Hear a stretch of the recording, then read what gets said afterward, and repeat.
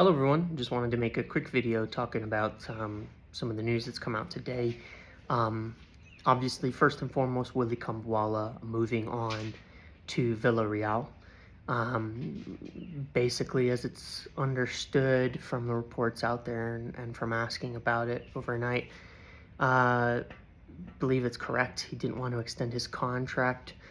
I think that he doesn't feel that he's going to get the minutes and the time to play at United that he probably needs and wants at his age, which is fair enough and probably true, given that United are chasing one or two or three center backs. And it looks like a good deal to Villarreal, 6 million or so in euros plus add-ons, sell-on clause, buyback. So if he turns out amazing, then United can bring him back into the fold later on.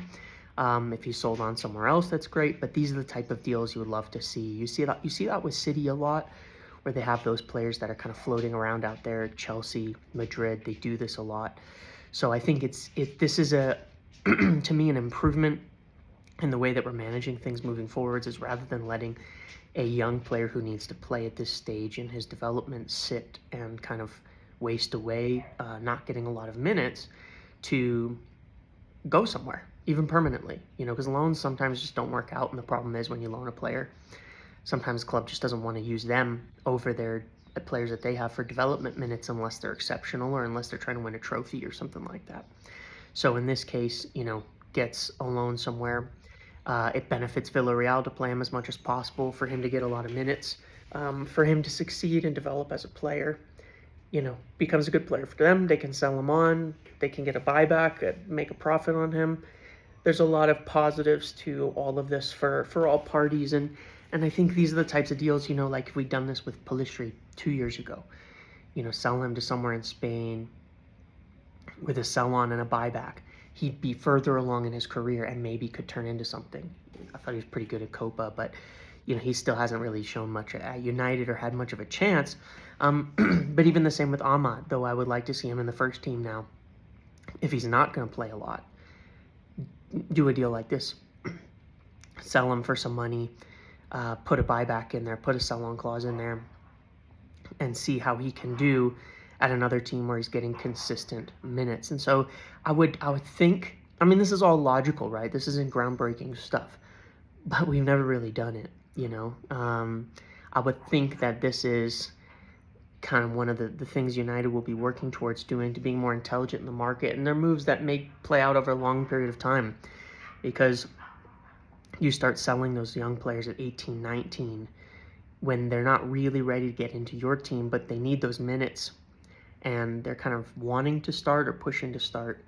And eventually, you get 4, 5, 6, 7 players out there like that, and 1 or 2 of them come through, and you get a 20 million or 30 million player you can buy back at a great option. And I think most big clubs, successful ones, have that and have done that very often, where they end up being able to trigger that for some player years later down the road. And it's kind of like getting that army out there where you've got 4 or 5 prospects of former United players. So now, Kambwala would be a player we can watch for, the next 3-4 years and say, how's he doing? Is he developing? 2 years from now, we need a center back. There he is. He's great. He's doing well. Let's bring him back in. It's a move that suits everybody. So there's no bad blood, sitting on a player and holding on to them until, they're unhappy and never want to stay at United, never want to come back. So I don't think that'll happen. But I'd like to see this kind of deal happen for Pellistri. If Ahmad is going to play and get a new contract, which I think we talked about some months ago, and there's some recent reports of that, then that's great as well. And he can stay, but otherwise, if he's not going to play, then this is exactly the type of deal. There might be some other fringe players now, but I think we've kind of moved on most of the older ones. But, kind of as the next batch of youth come through, the Colliers, the Fletchers, the Shea Lacey's, the Amos players, all of them in the next 2-3 years, as they start to be ready for first-team football. If we're not sure yet and they need a lot of minutes, you can send them on loan if it's a really good option and they're going to get a lot of minutes. But otherwise, doing deals like this and getting kind of that buyback army out there is a good idea, and a way where You know, like with City have, where randomly players get sold and they make 10 million on a sell-on, or 5 million on a sell-on, or like Bayern are making, 20 million on Xerxes this year because they did this. That's a great example. Bayern did this, and Xerxes didn't want to go back there because they have Harry Kane, but they make 20 million now on Xerxes because of this. So, these are the moves that will help us in the future in terms of finances, where we don't lose players for nothing. We get options, and we can also make some profit in the future. With regards to Gerard Branthwaite, this one, unfortunately, is looking pretty dead now.